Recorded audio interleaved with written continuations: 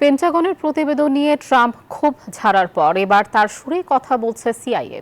মার্কিন কেন্দ্রীয় গোয়েন্দা সংস্থাটির প্রধানের দাবি, ইরানে ক্ষয়ক্ষতি হয়েছে ব্যাপক মাত্রায়। পেন্টাগন বলেছিল হামলার পর ইরানের পরমাণু কর্মসূচি মাত্র কয়েক মাস পিছিয়ে গেছে। তবে প্রেসিডেন্ট ডোনাল্ড ট্রাম্প দাবি করেন কয়েক মাস নয়, ইরান পিছিয়েছে অনেক বছর।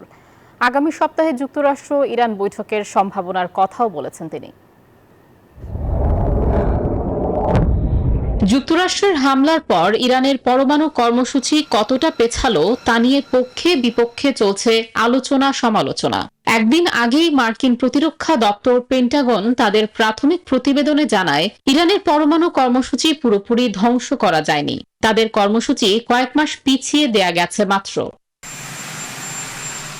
এমন প্রতিবেদন মার্কিন সংবাদ মাধ্যমে ফাঁস হওয়ার পর ক্ষোভ ছাড়েন প্রেসিডেন্ট ডোনাল্ড ট্রাম্প। তার দাবি, অনেক বছর পিছিয়ে গেছে ইরান, ধসিয়ে দেয়া হয়েছে তাদের পরমাণু কর্মসূচি। যারা এমনটা মানছে না তারা দেশদ্রোহী, এমন তকমাও দেয়া হয় ট্রাম্প প্রশাসনের পক্ষ থেকে।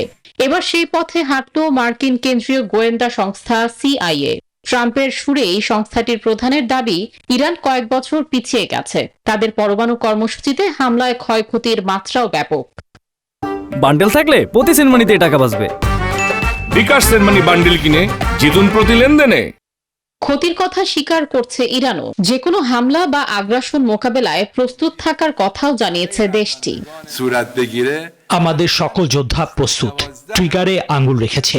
শত্রু যদি ভুল করে তাহলে তাদের দৃঢ় এবং শক্তিশালী জবাব দেওয়া হবে। ইরান ইসরায়েল সংঘাত আপাতত স্থগিত।